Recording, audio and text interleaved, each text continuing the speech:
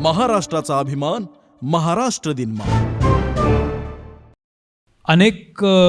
यापूर्वी अनेक लोकांच्या मुलाखती घेण्याचा प्रसंग आलेला आहे.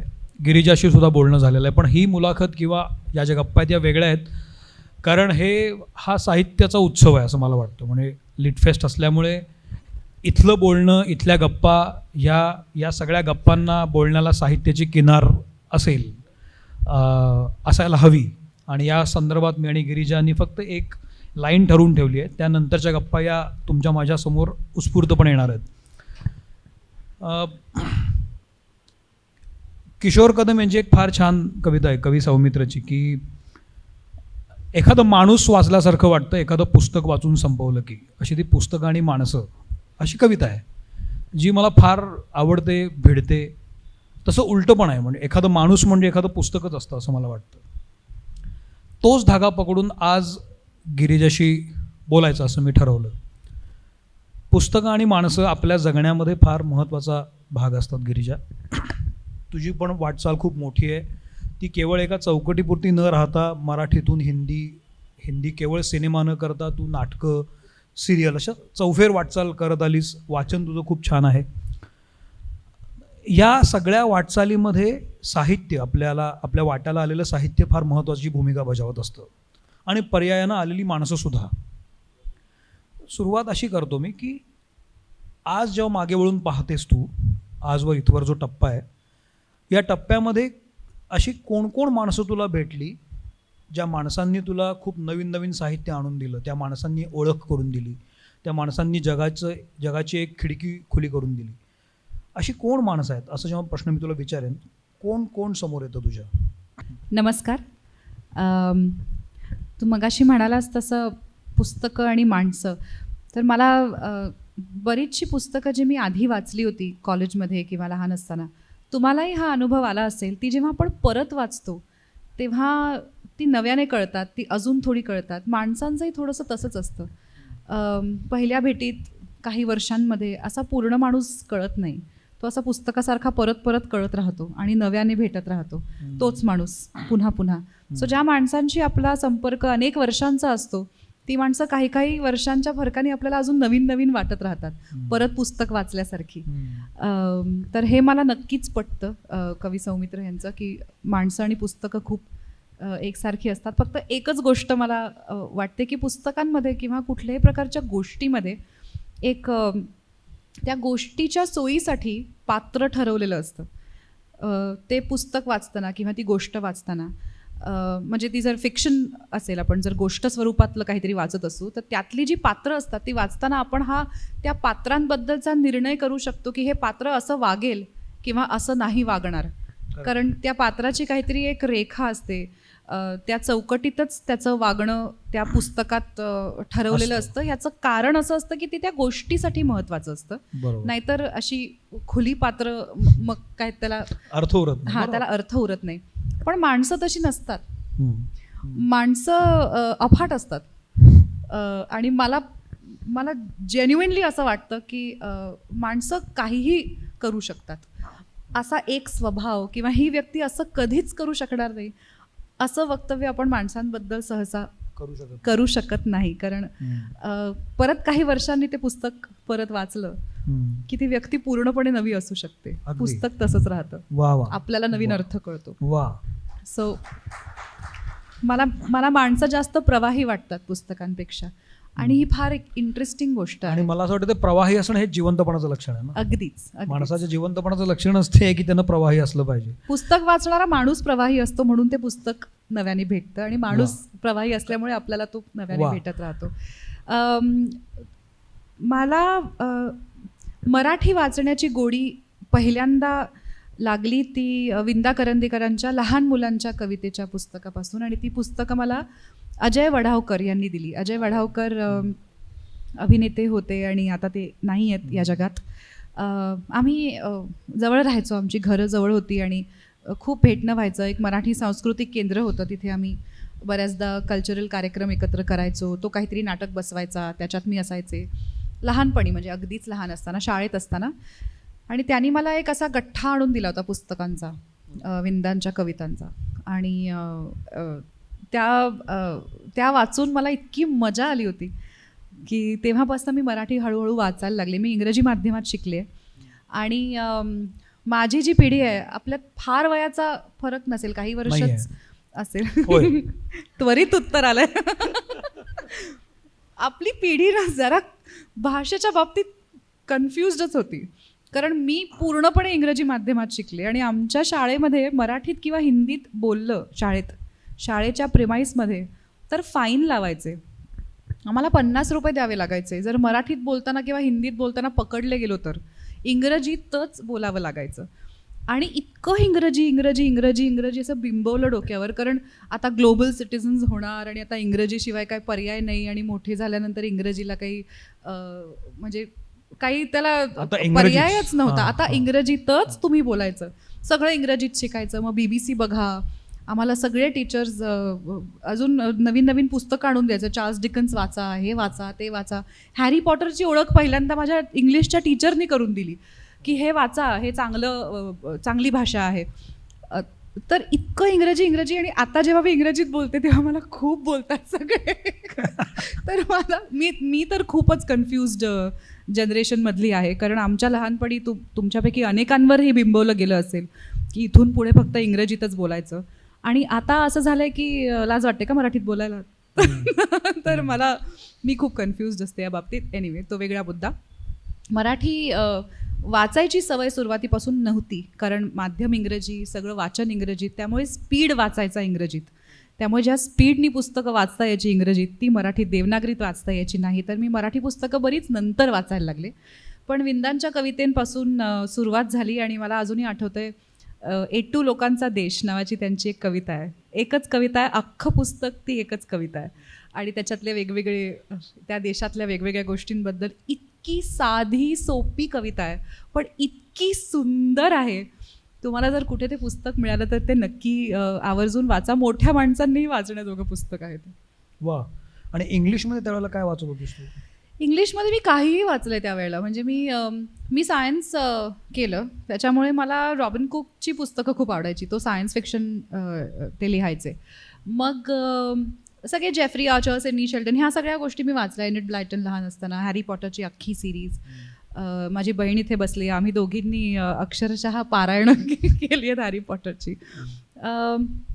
असं मी सगळंच त्यावेळी लहान मुलांसाठी किंवा त्या वयात जी माझ्या आसपास जे काही वाचायचे लोक, ते सगळं मी वाचत गेले. मी नॉन फिक्शन पण खूप नंतर वाचायला लागले, पण फिक्शन मी खूप वाचलंय लहान असताना आणि बऱ्याच इंग्रजीत वाचलंय. सर्वसाधारणपणे आपण जे वाचायला लागतो ना सुरुवातीला ते धडे असतात, म्हणजे गद्य, आणि मग आपण गद्य वाचायला लागतो. पण कविता वाचन हा प्रकार आपल्याकडे फार उशिरा आला, म्हणजे मला असं वाटतं. कारण शाळेत तुम्हाला कविता कोण शिकवतं त्याच्यावर ते ठरतं की कविता कशी वाचायची असते, कविता झिरपणे म्हणजे काय असतं.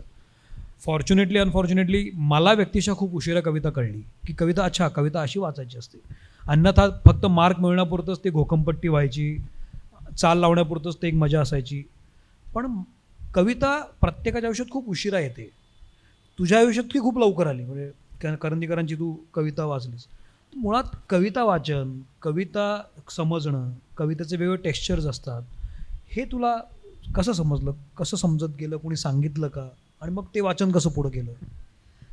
नाही, असं बसवून शिकवलं नाही कोणी. किंवा मला वाटतं ज्यांनी मला पुस्तकं दिली, अजय काका म्हणा किंवा माझे वडील म्हणा, किंवा ज्यांनीही मला पुस्तकांची, कवितांची गोडी लावली, त्यांनी मला असं कधीच बसून आता हे मला वाचून दाखव किंवा हे शिक असं केलं नाही. कदाचित माझा स्वभाव माहिती असल्यामुळे, असं म्हटलं की मी विपरीत वागणार हे त्यांना माहिती होतं, त्याच्यामुळे कुठल्याही गोष्टीची सक्ती केली की मी विरुद्ध दिशेला पळणार हे त्यांना माहीत असल्यामुळे बघ आवडतंय का असं म्हणून सरकवलं पुस्तक माझ्याकडे की मग ते वाचलं मी. तर कवितेबद्दल मला सुरुवातीपासूनच असं, काही लोकांना अशी एक कविता वाचतात, असं कविता वाचण्याचा एक त्यांचा एक कळतं ना तुम्हाला, कविता वेगळी वाचतात ना लोक, असं एखादी लाईन दोनदा म्हणून आणि मग त्याच्यावर एक स्ट्रेस असतो. आणि ते सगळं बघून मला जरा गमतीशीर वाटायचं. मला असं वाटायचं की ही एकच पद्धत असते का कविता वाचायची? कविता आपली आपण नाही का वाचू शकत? कारण त्याच्यात जर यमकाची एक स्कीम असली तर ती तशीच वाचली जाणार आहे. त्याला काही फार करायची गरज नाही आहे. बरोबर. किंवा एखादी अत्यंत विशिष्ट एखाद्या भावनेबद्दलची कविता असेल तर तिला अगदी असं गहिवर आल्यासारखं असं भावना सगळ्या त्याच्यात ओतून तर मला दुबेजींबरोबर काम करायची मला संधी मिळाली. सत्यदेव दुबे बऱ्याच त्यांच्या शेवटच्या काळामध्ये त्यांच्या शेवटच्या 3-4 नाटकांपैकी एक नाटक होतं ज्याच्यात मी काम केलं होतं. तर त्याच्या वर्कशॉपच्या वेळेला आणि रिहर्सल्सच्या वेळेला त्यांनी एक कविता वाचायला दिली होती आम्हाला. तर सगळ्यांनी ती अशी मस्त दातोट खाऊन कविता वाचली आणि ती प्रेमकविता होती. आणि म्हणजे असे मांडी घालून बसलेच सगळे ती प्रेमकविता वाचायला आणि असे वाचूनच काढली त्यांनी. तर त्यांनी त्या सगळ्यांना खूप रागवले. तर ते असं दुबेजींच्या स्टाईलमध्ये म्हणाले होते, शब्द मीठे है उनको और मीठा करके मत पढो. अच्छा. तर मला ते इतकं पटलं होतं ना की जे शब्द गोड असतात ना त्यांना गोड करून वाचायची गरज. मग ते कंटाळवाणी आणि तोंडात घोळतं ते खूप प्रचंड पाकातली गोष्ट खाल्ल्यावर कसं होतं ना तसं होतं.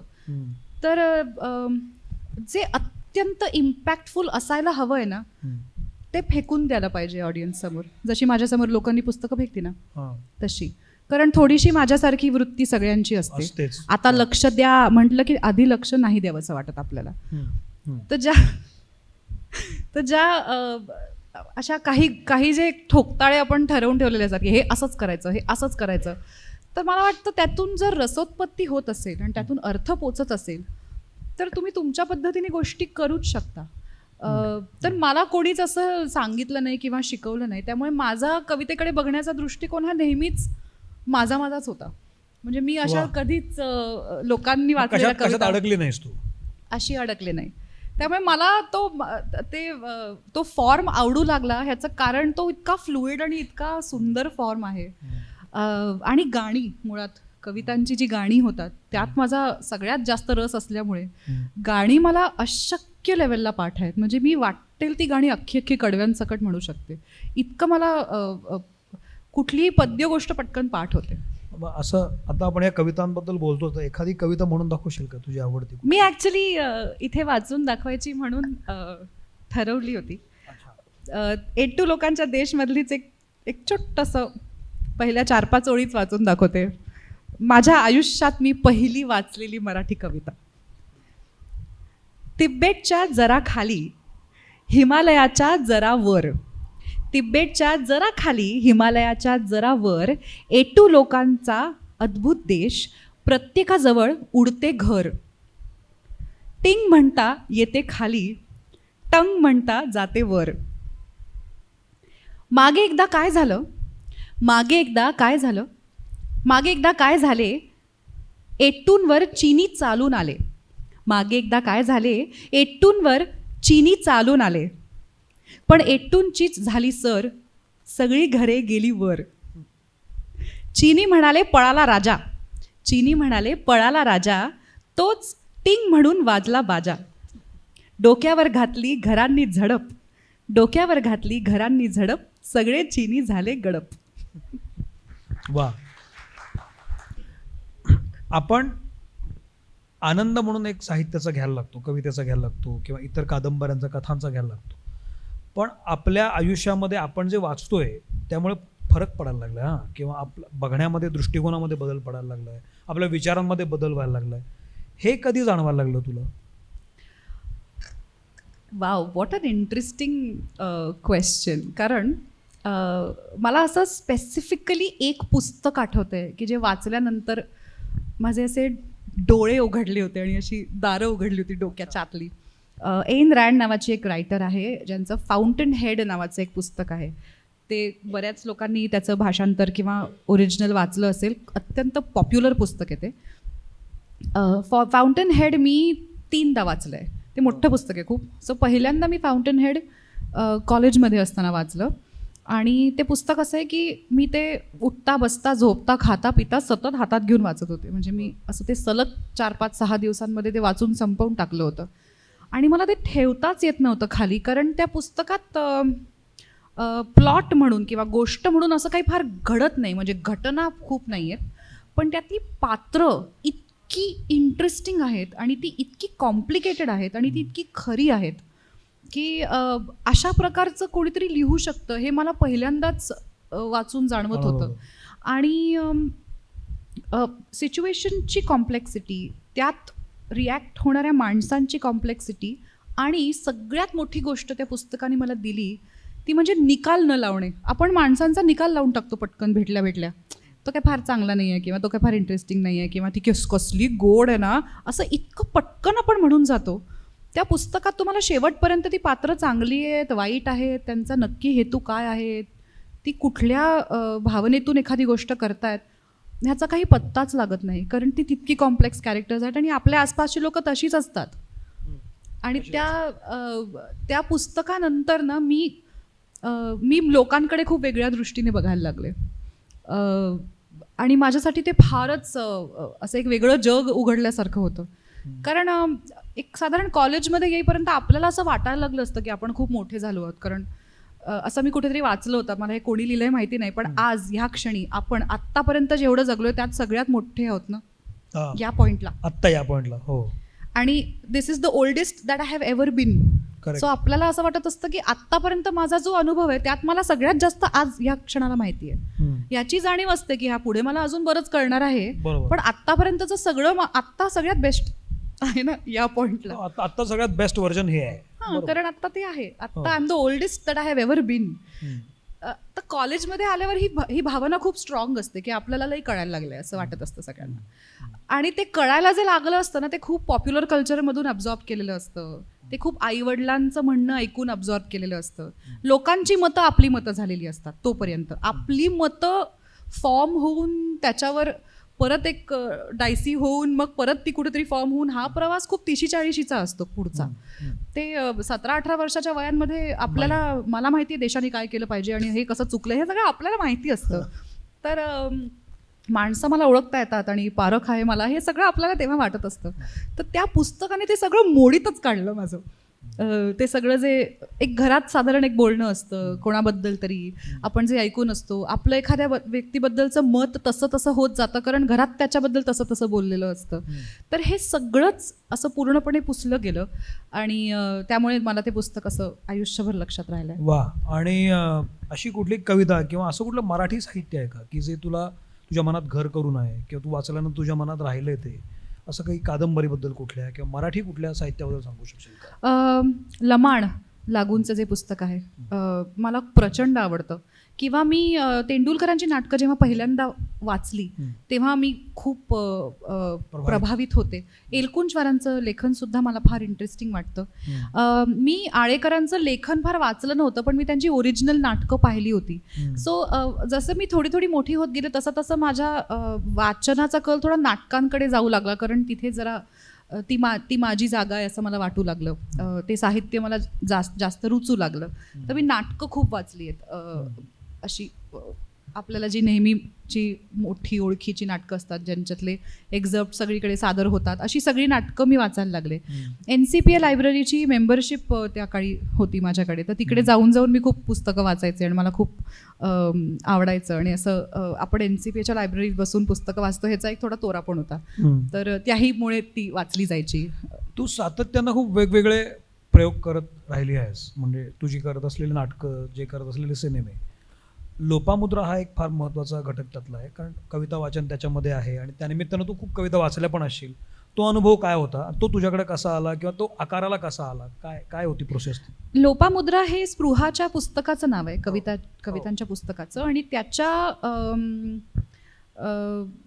आय थिंक त्या पुस्तकाच्या प्रकाशनाला एक कार्यक्रम तिने केला होता त्याच नावाने, लोपामुद्रा नावाने. त्यासाठी तिने काही कविता स्त्रियांनी केलेल्या कविता असं तिने एकत्र करून एक 10-12 कविता आणि त्याच्यामध्ये थोडंसं त्याला निवेदन असं तिने काहीतरी एक स्ट्रक्चर केलं होतं, जे तिने केलं होतं त्या प्रकाशनाला.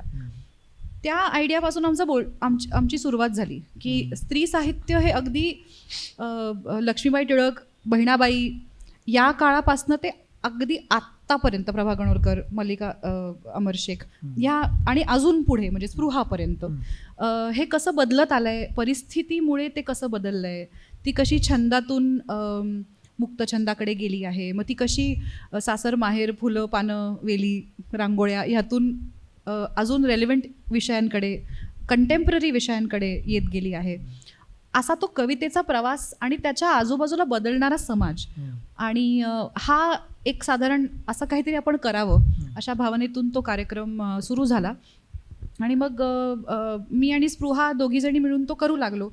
त्यात काही गाणी पण मग आम्ही ॲड केली जे मी म्हणायला लागले, आणि असं करत करत त्याला एक स्वरूप आलं. आणि मग तो आम्ही काही दिवस केला.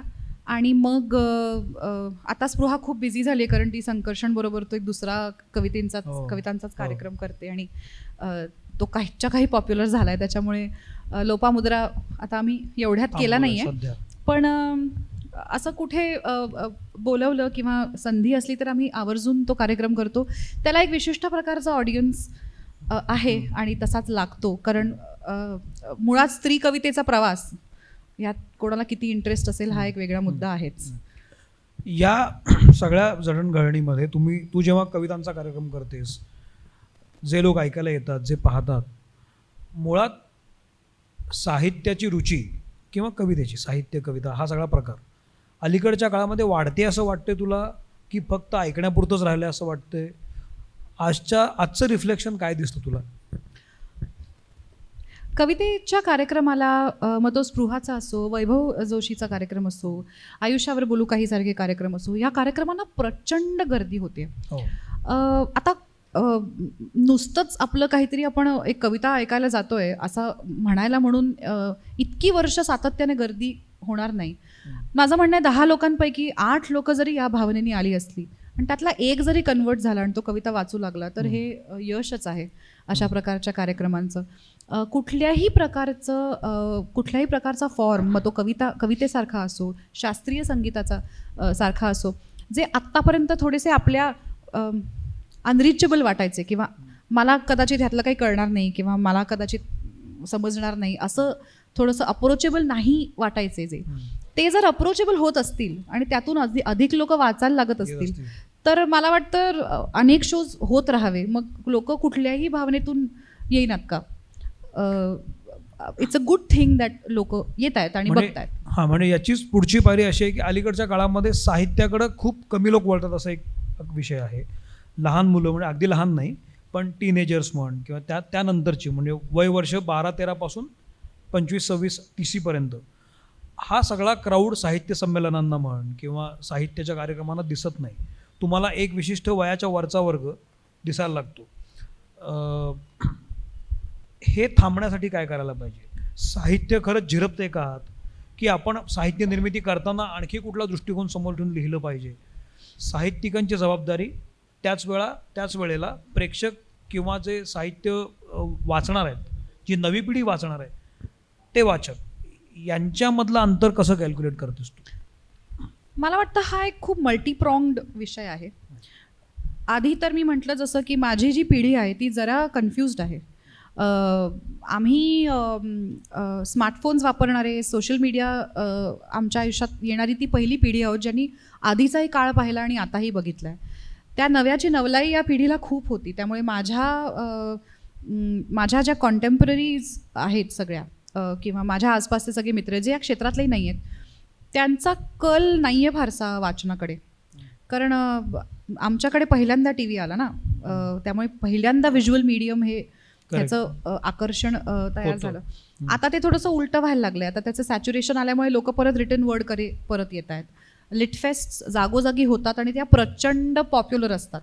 त्यांना पॉप्युलर करण्यासाठी आत्ता जसं मगाशी चोरमारे सर म्हणाले तसं खूप सोशल मीडिया इन्फ्लुएन्सर्सना तिथे बोलवलं जातं, त्यांच्या मुलाखती तिथे घेतल्या जातात, स्टँडअप तिथे होतं. तर माझं म्हणणं आहे साम दाम दंडभेद, लोक आली पाहिजेत, त्यांना इंट्रोडक्शन झालं पाहिजे. जशी ती पुस्तकं माझ्याकडे सरकवली पण कोणी सक्ती नाही केली की मी वाचायला पाहिजे. ती पुस्तकं सरकवणारं कोणतरी पाहिजे, मग ते कोणी का असे ना.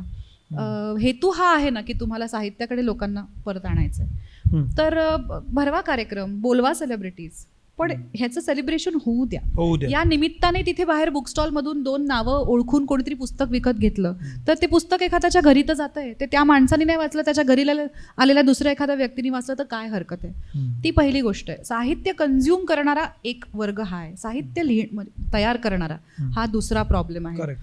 तो जो वयोगट आहे ज्याच्याकडून आत्ता लिहिण्याची अपेक्षा आहे त्यांना आपण लिहिण्याचं किती फ्रीडम देतोय हा एक मोठा विचार करण्याचा विषय आहे. परत एकदा चोरमारे सर म्हणाले तसं स्टँडअप कॉमेडीसारख्या जाहीर सटायरिकल टॉपिकवरती म्हणजे तुम्ही मुळात हे डिस्क्लेमरच देताय की हा विनोद आहे, इथे मी विनोद करायला उभा राहिलोय आणि हे सगळं जे मी बोलतोय ते विनोदात बोलतोय, तिथेही तुम्ही कोणाला ऑफेंड करू शकत नाही. म्हणजे आता किती प्लॅटफॉर्म श्रिंक होणार आहे याचा अजून.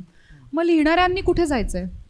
मला लिहायचं असेल एखादी गोष्ट जी मला मनापासून वाटते, पण मला सतत ह्याची भीती वाटत राहील की मी कोणाला ऑफेंड करीन हे लिहून, तर मी कसं लिहिणार आहे?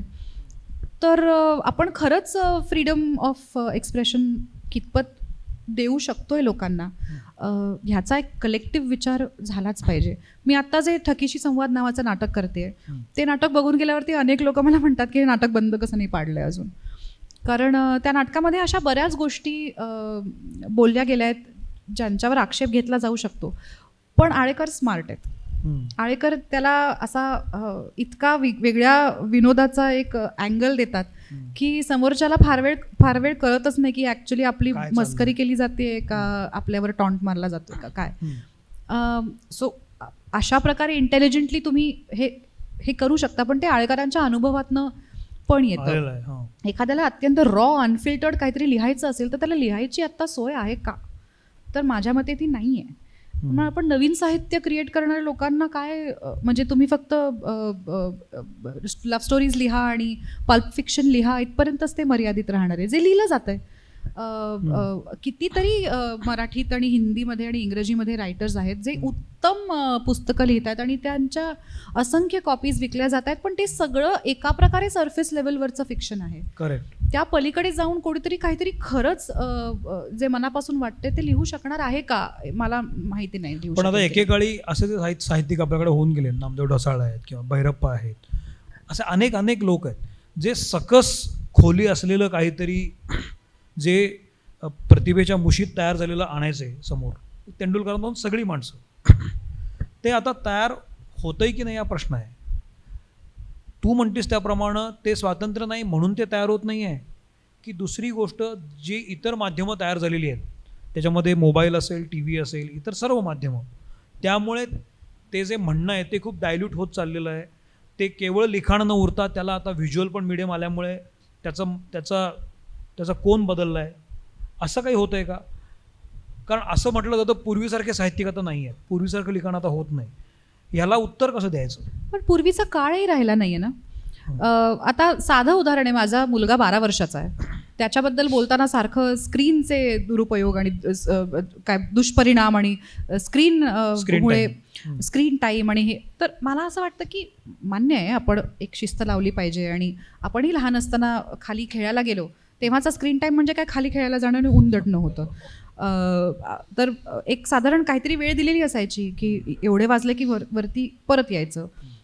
आणि तो एक सेन्स असायचा आपल्याला की अच्छा आता 7 वाजायला लागलेत, आता आई दिवे लागणीची वेळ झाली तर आई मला हाक मारणार आहे.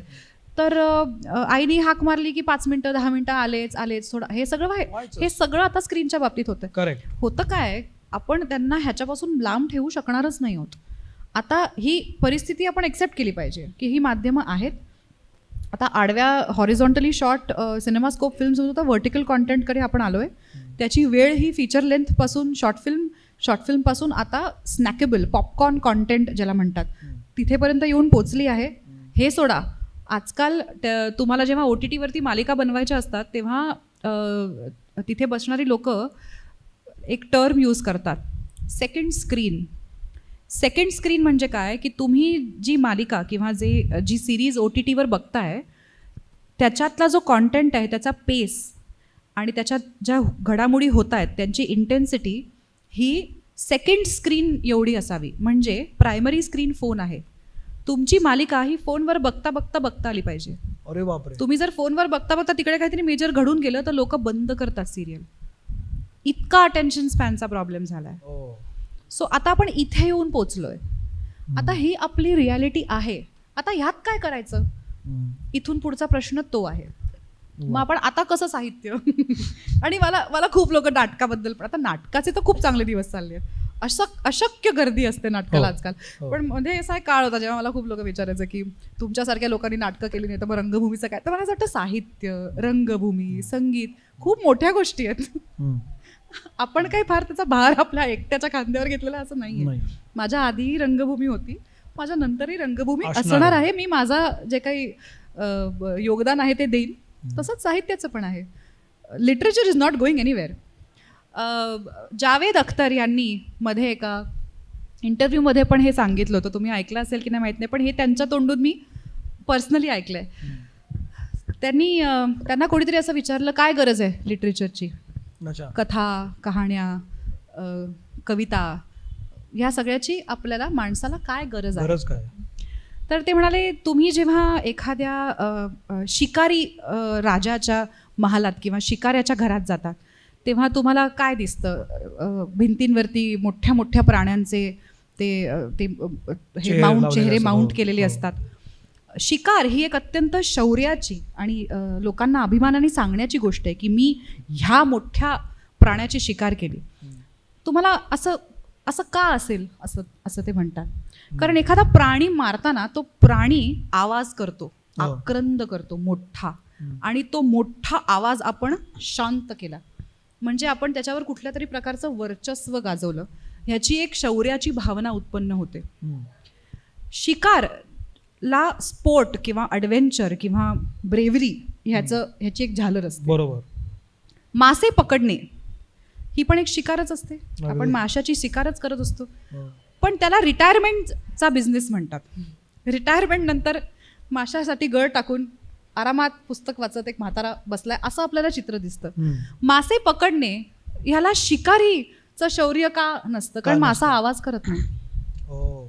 मासा पकडताना कुठल्याही प्रकारचा आक्रंद होत नाही. आपण एखाद्या बिचाऱ्या जनावरावरती असं वर्चस्व गाजवत नाही. आपण एखाद्या आपल्यापेक्षा मोठ्या अक्रार विक्रार जनावराला मारलं की एक शौर्याची भावना उत्पन्न होते. मासा हा बिचारा असतो, त्याला आवाज नसतो, त्याला वोकल कॉर्ड्स नसतात. त्याला वोकल कॉर्ड्स नसल्याने त्याला शिकार म्हणत नाही, त्याला फिशिंग म्हणतात. आता तुम्ही इमॅजिन करा की तुम्ही एखाद्या खोलीत शिरलात, तुम्ही स्वतः माणूस, आणि वरतून एका अशा दोरीला एक सुंदर गुलाबजाम टांगलाय, त्यातून रस गळतोय आणि तो असा गरम आहे. तुम्हाला लक्षात येतंय की तो त्यातून वाफा येत आहेत आणि तुम्हाला बघूनच कळते की हा गुलाबजाम खूप छान लागणार आहे चवीला, आणि तो असा अगदीच इथे आहे. म्हणजे तुम्हाला त्याला हातही लावायची, चिकट करायची गरज नाही. तुम्ही तो असाच खाऊ शकता तोंडाने. तर तुम्ही तो गुलाबजाम असा तोंडात धरला आणि त्याचा एक तुकडा तोडला आणि तुमच्या लक्षात आलं त्याच्या आत एक आकडा आहे जो तुमच्या टाळूत घुसलाय आणि आता तुम्ही अडकला आहात. आता तुम्ही हाताने तो आकडा काढू शकत नाही, तुम्ही काही करू शकत नाही आणि तुम्हाला हळूहळू वर ओढलं जातंय. तुम्ही बेसिकली गळाला लागला आहात. साहित्य हे तुमच्या वोकल कॉर्ड्स आहेत. वा. तुम्हाला माशासारखं मरायचं आहे का वाघासारखं हे तुम्ही ठरवा. वा वा वा वा, किती सुंदर. वा.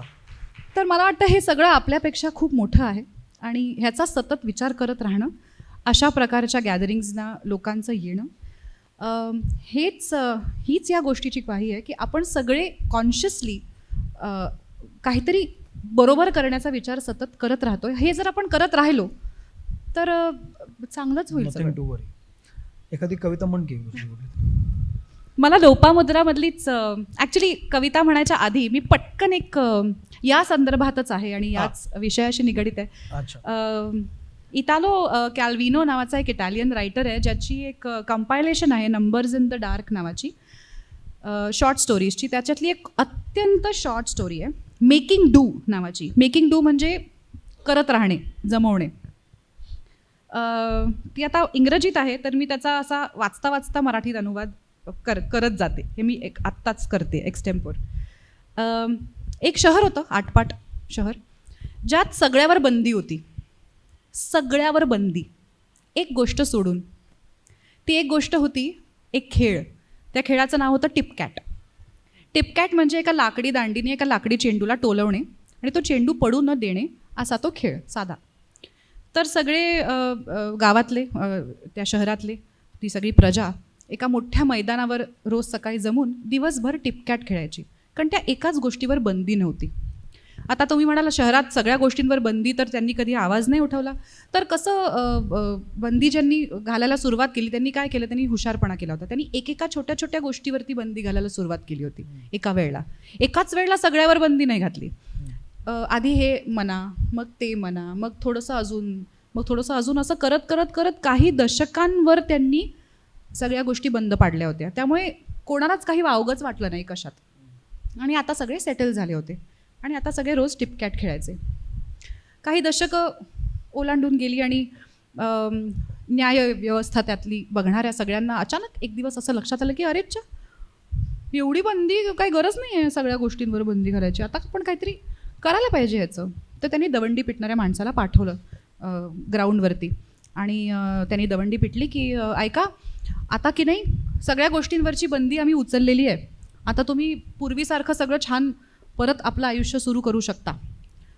प्रजा म्हणाली ओके, आणि ते टिपकॅट खेळायला लागले. दवंडी पिटणाऱ्याला फ्रस्ट्रेशन आलं. तो म्हणाला, अहो तुम्हाला कळत नाही आहे का, सुरुवातीला आपण कसं आपण शेती करायचो, तुम्ही कुंभार होता, तुम्ही मडकी करायचात, हे सगळं तुम्ही परत करू शकता, तुम्हाला हवं ते करू शकता. तर प्रजा म्हणाली हो थँक्यू, आम्ही हवं तेच करतोय, आम्ही टिपकॅट खेळतोय. आणि ते बरं टिपकॅट खेळायला लागले. मग न्यायव्यवस्थेतल्या त्या सगळ्या काउन्सिलमधल्या एका हुशार माणसानी एक मार्ग काढला. तो म्हणाला, आपण टिपकॅटवरच बंदी आणली तर त्यांनी परत एकदा दवंडी पिटणाऱ्या माणसाला पाठवलं आणि त्यांनी सगळ्यांना सांगितलं की आता की नाही टिपकॅटवर बंदी आहे. मग मात्र दंगे झाले आणि खूप खून खराबा झाला आणि खूप माणसं मारली गेली आणि सगळे परत टिपकॅट खेळायला लागले. वा, ही आपली आत्ताची अवस्था आहे.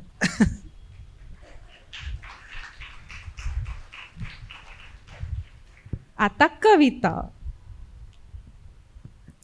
तर लोपामुद्राच्या निमित्ताने मी मल्लिका अमर शेख या कवयित्रीच्या काही कविता वाचल्या आणि त्यातली एक कविता आम्ही लोपामुद्रामध्ये घेतली आणि मला ही कविता खूप आवडते, तर मी ती वाचून दाखवते. रात्री नवऱ्याच्या मिठीत असतानाच माझं एकाएकी मांजरीत रूपांतर झालं. रात्री नवऱ्याच्या मिठीत असतानाच माझं एकाएकी मांजरीत रूपांतर झालं. कुठूनही कुठेही फेकलं तरी अज्जात पायावर उभं राहणार. ओहो. पोत्यातून गाडीतून कितीही दूर सोडून आलं तरी अचूक नेमकेपणानं घरी परत येणारं. मी नवऱ्याचे कान गाल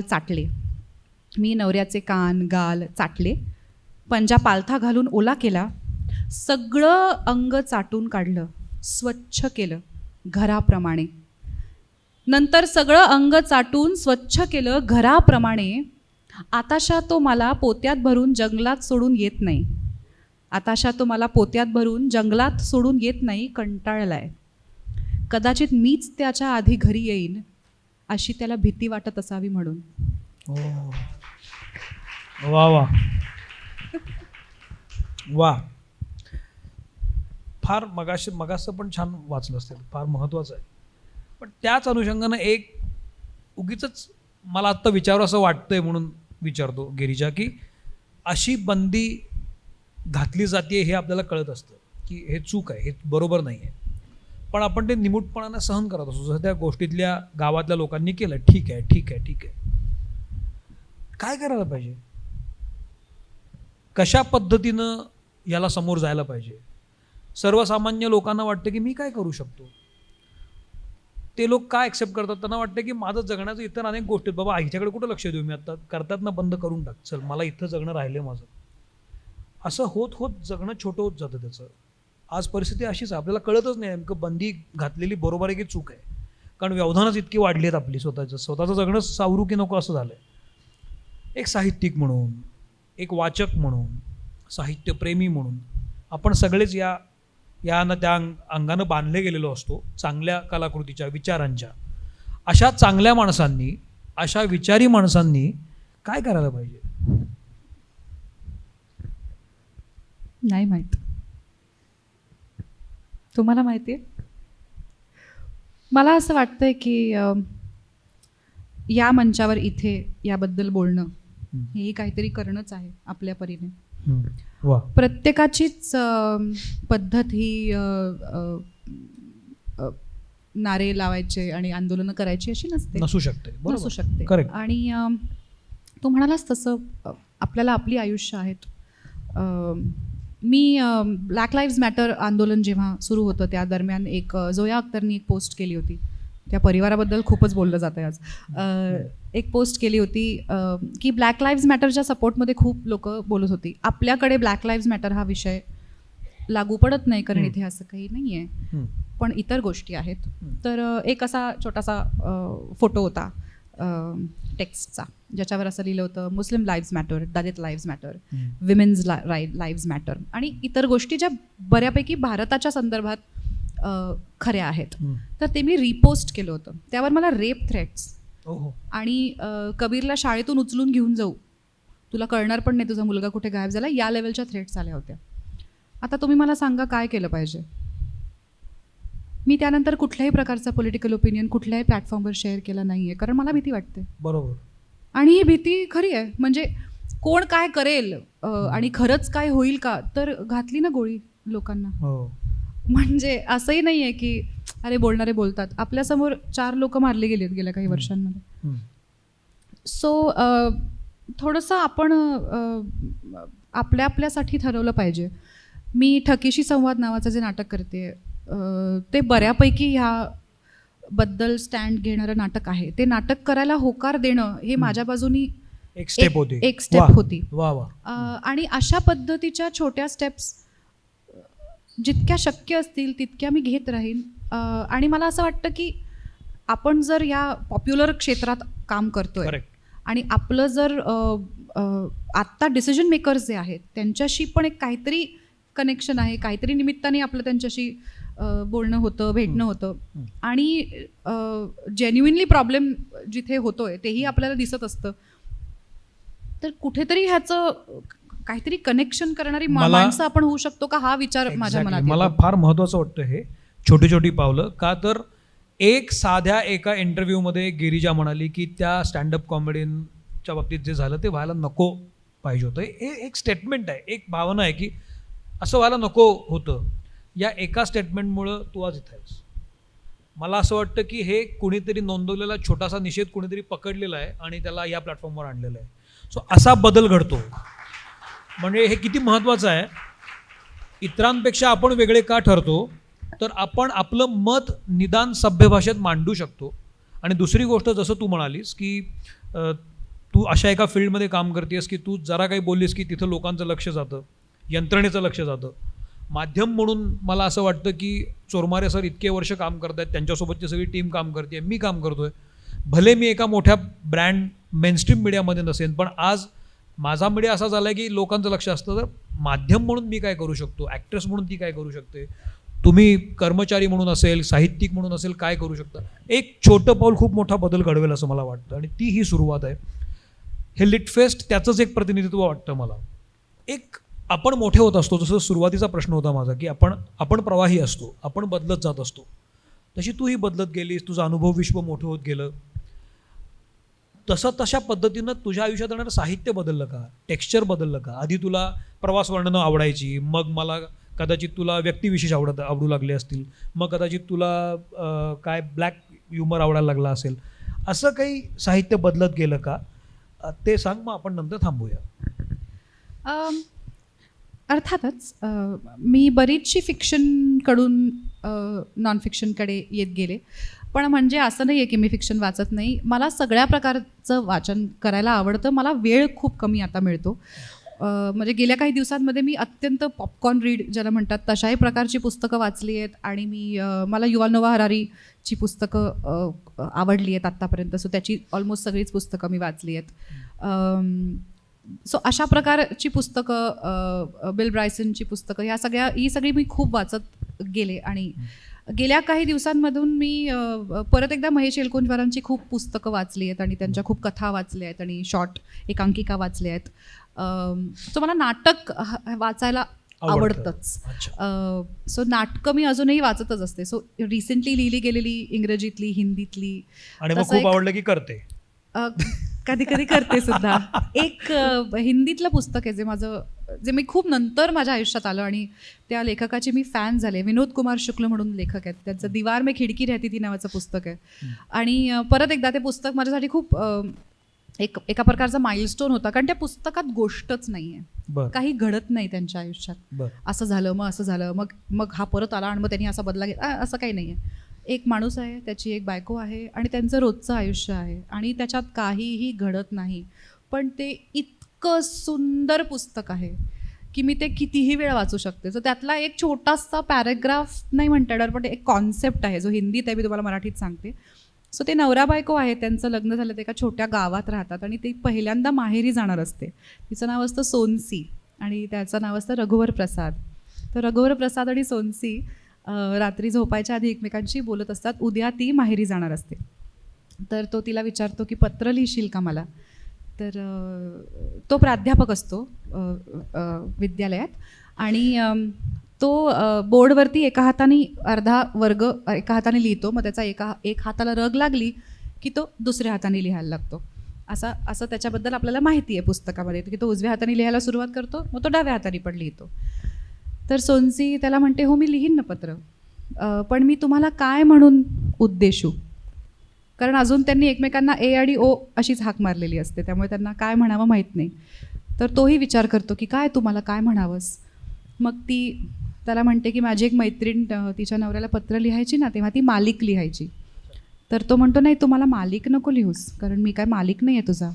मग ती खूप लाजत विचारते, मग प्रिय लिहू का. आणि मग तिथे त्यांचं कॉन्व्हर्सेशन थांबतं, त्याला झोप लागते. अच्छा. आणि मग सोनसी विचार करत राहते, ते आपण वाचतो पुढे, की कसं लिहितील ते पत्र मला, काय लिहितील पत्रात, काय म्हणतील मला, खाली काय लिहितील, स्वतःचं नाव लिहितील का, असं एखादा शब्द लिहितील, असा ती विचार करत करत असं म्हणते. आणि जर त्यांनी अर्धपत्र डाव्या हाताने आणि अर्धपत्र उजव्या हाताने लिहिलं तर ते वाचताना मला त्यांच्या आलिंगनात वाचल्यासारखं वाटेल का. आई ग, असं पुस्तक आहे ते. वा वा वा. तर तुम्हाला जर आवड असेल तर प्लीज हे पुस्तक वाचा. मी प्रचंड मोठी फॅन आहे त्यांच्या स्टाईलची. वा. तर असं अर्थातच भाषा ॲड होत गेल्या. इंग्रजीपासून सुरुवात, मग मराठी, आता हिंदीतलं बरंचसं वाचणं होतं, कारण मी कामही करते त्या भाषेत. मी गुजरातीत काही काही वाचलं आहे. नरसिंह मेहता, तारक मेहता अशा काही आयकॉनिक गोष्टी किंवा नाटकं वाचली आहेत. तर मला वाटतं भाषेचाही आपला एक गंमत आहे, एक गंमत असते हो, हो. त्यातलं ओरिजिनल. सो माझी इच्छा अशी असते की भाषांतर वाचण्यापेक्षा मला ओरिजिनल वाचायला जास्त आवडतं. वा. तर असं अर्थातच होत गेलंय, वा. साहित्य बदलत गेलंय. मला असं वाटतं की ह्या गप्पांमधून निश्चितच गिरिजाचा ॲप्रोच साहित्याकडे पाहण्याचा आपल्या लक्षात आला असेल. तुझं मनपूर्वक आभार गिरिजा. थँक्यू. मी इथं थांबतो. मला खात्री आहे की तुम्हाला हे सगळं